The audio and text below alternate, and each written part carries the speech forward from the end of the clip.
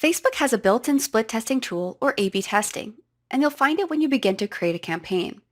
If you're running larger scale campaigns, you may want to look into partnering with a Facebook marketing partner in order to gain access to a more robust set of tools. But for the small to medium-sized advertiser, this tool is going to work wonders. A quick overview, split testing is the ideal methodology for optimizing campaigns. The idea is simple. You take one ad and compare it to the second one. For the cleanest of tests, you'll stick to changing just one variable, perhaps a call to action, the visual image in the ad, or the headline. Your goal is to receive equivalent impressions to an equivalent audience, without the audience inadvertently seeing both ads. At the end of the test, you review the metrics and determine if there is a statistical significance. That's to say, you can safely assume that ad A outperformed ad B or vice versa. Let's say that I want to run a split test that tests the different images in the ad. What I would do first is create my campaign, then ad set, and then advertisement, and then I can figure out all my targeting appropriately from there. So the first step is to choose my campaign objective, and that's brand awareness. I've entered in my campaign name, and then I'm going to choose the create split test option. This is where Facebook is going to walk us through how to set this up. The variable that I want to test is in the creative, and I'm going to choose continue. So here we are in the split test ad setup. You'll notice it looks really similar to setting up a regular ad, but on the left, you'll notice that there's an option for ad A and ad B. This is where we're going to be able to change our ad creative. Now that we've moved to the next step, we're going to be setting up our split test ad, and it's going to look exactly the same as when we set up a regular ad. The only difference is on the left, we have the ad A and ad B broken out. This means that we're going to be able to create different criteria for each of the ads. Because we are testing out the creative, ad A is going to have a different image than ad B. And Facebook is going to walk me through those exact steps. It's here in ad A that everything is going to be set up. And then we move to ad B, Facebook is going to duplicate everything that we did, but it's going to let us know, make sure that you're choosing a different variable. You also have the option on the left to test another ad. And once that is set up, it'll start running your advertisement in the dashboard. And I'm going to show you how that looks. So here we are in Ads Manager, and I've selected the split test that we are wanting to run. So this is how it's going to show up in campaigns. You'll notice a little beaker to the left of the campaign name. This denotes that we are split testing. Next, we can see the ad sets that are associated with the campaign. Because we're not testing those, they're going to be identical. Where the change is in the ads, and you can see that really easily visually. Ad A has a different graphic than ad B, and you might even want to say, for simplicity's sake, in the naming convention, you might want to add in that the image is of water, or it's the runner image. Or you can just say image number 1 or image number 2. And that's going to help you really quickly identify what you're testing so when you look for the different results. Now, once you run your ad, how you're going to be able to see what the results were is by scrolling to the right. You'll be able to notice under the results, reach, and impression, as well as the cost per result, which ad clearly outperformed the second one. And this is a really amazing way to test simple things like headlines, audiences, and images. Using the Facebook A/B or split testing tool is a great way to start testing your ads. It's important to always be testing your advertisements and measuring the results. This is a proven way to increase optimization of your advertising efforts. Retargeting on Facebook is a way of serving custom ads to people who've already visited your website. Users will see your ad appear in their newsfeed or on their sidebar depending on how you have the ad configured. In this case, you'll use your Facebook pixel and create a custom conversion. Custom conversions let you create rules for events or URLs. When you create these rules, you can measure more specific customer actions. For example, you can filter all purchases to measure just purchases of women's shoes over specific dollar amounts. You can also use custom conversions to optimize your ad delivery and reach people who are most likely to take the actions you care about. For example, say a company wants to target visitors who've added a product to their cart but never purchased. They might decide to provide these people with a custom offer, say free shipping or 10% off their next purchase. How this differs from a custom audience that uses an email list or mobile ID is that you only need the Facebook pixel. You don't require any more information on the user. So basically, anyone who visits your website and then later logs onto Facebook is eligible to see your ad. No email address or phone is required. To get started, you're going to head to Custom Conversions in the Ads Manager, and you'll find that under the Measure and Report column. This dashboard has everything to do with your custom conversions and is going to be where you can set them up. You'll set them up by choosing Create Custom Conversion at the top right side of your screen. It's here in this dialog box that you can get as granular as possible with creating this custom conversion.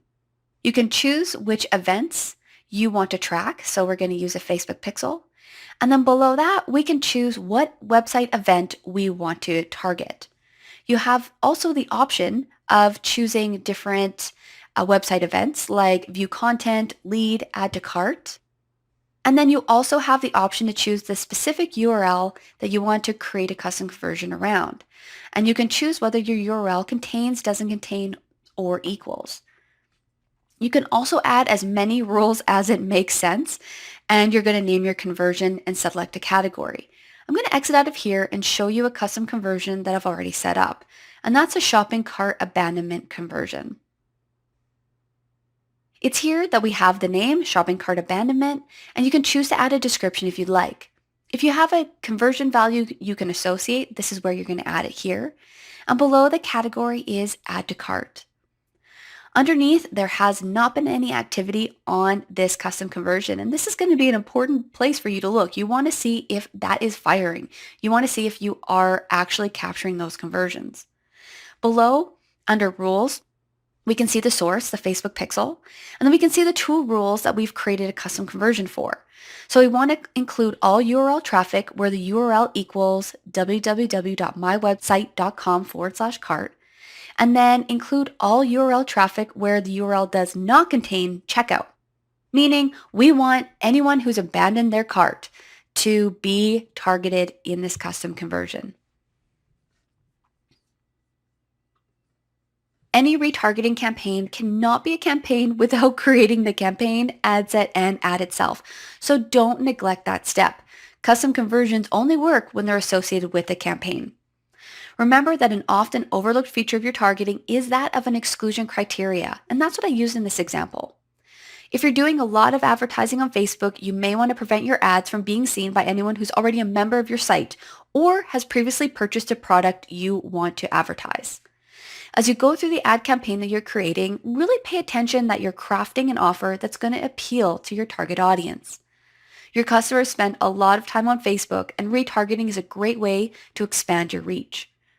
Go ahead and create some custom conversions right now and test different offers that you associate with them. Dynamic ads look similar to other ads on Facebook, but instead of individually creating an ad for each of your products, you create an ad template that automatically uses images and details from your data feed for things you'd like to advertise. Dynamic ads use your Facebook pixel to show ads to people who've already shown interest in your business by taking actions that you care about on your website. Dynamic retargeting ads are shown as personalized Facebook carousel ads for each visitor and include the products they viewed or added to their cart. As a rule of thumb, if you have over 10 items and they're diverse, or over 20 products, even if they're similar, it's time to consider adding dynamic ads into your marketing strategy. If you are using Shopify, there is a really simple integration when you are setting up your products and linking it with the Facebook marketing app. Your products are automatically made available to the app, and it's a really seamless process. So it might be something you consider when you're looking to get into the e-commerce game or switching website providers. Here we are in the catalogs, and this is going to be your first step when creating dynamic ads. You can find that from the Facebook Ads Manager menu, and it'll be located in the Assets column. It's here that you need to set up your catalogs. So this is your product feed, so Facebook knows what products to pull in order to advertise. You can see that the second option with the 1.7K is owned by Shopify. So this is a simple Shopify integration. If I select View Products, it's here that we can see and view that entire catalog.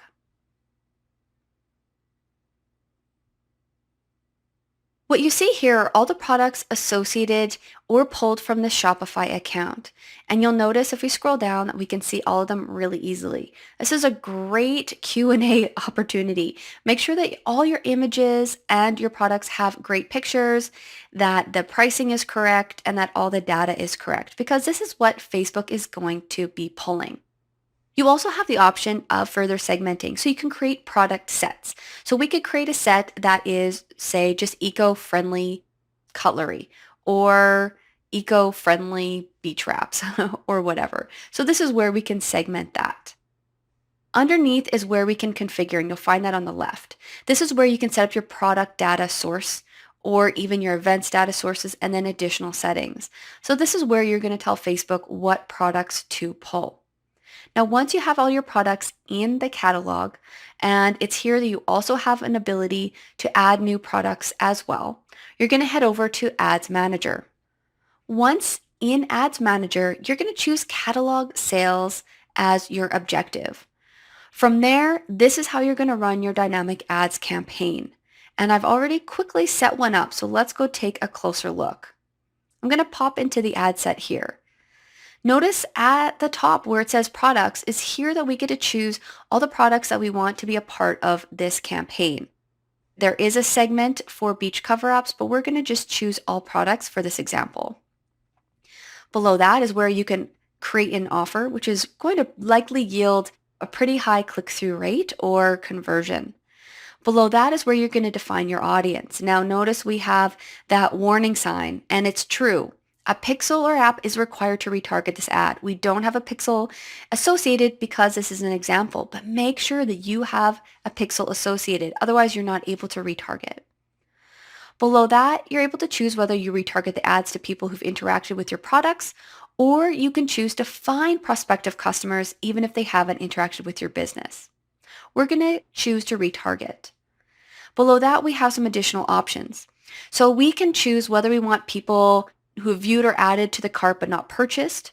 We can choose to target people that have added to the cart but not purchased and not just viewed. We can also choose to upsell, cross-sell, or create a custom combination. So really the sky's the limit for the configuration of this campaign. We're going to stick with viewed or added to cart but not purchased, and you're also able to change the date range. So if you want to make it a smaller date range, you can do so, or you can expand it out as well. Below that are our placements. So you're going to choose your placement depending on your campaign goals. Then you have your budget schedule, and then let's go to the ad itself. This is where it gets really interesting. So this is where the ad creative is going to be different than when you're running a singular ad. It's here that we are creating a template of sorts for Facebook to pull. So here we have multiple products selected. We're only going to show a single image, but we do have the option of a slideshow if we have a lot of great images of our product. And then notice the headline. So it's here that we're able to choose what data Facebook pulls. So it's always going to pull the product name, and it's going to find that product name from the data source, which in this case is Shopify. So if I went into Shopify and I changed the product name, that change is going to be reflected throughout all the Facebook ads because that's where that information pulls from.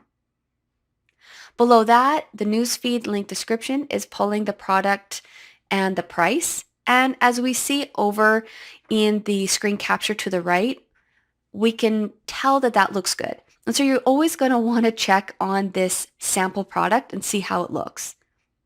Below we have our primary text, setting up just like a normal ad, but notice that we have the tag here. We have an option to choose an additional catalog field. So we can add in perhaps a description, a price. So if I went ahead and said for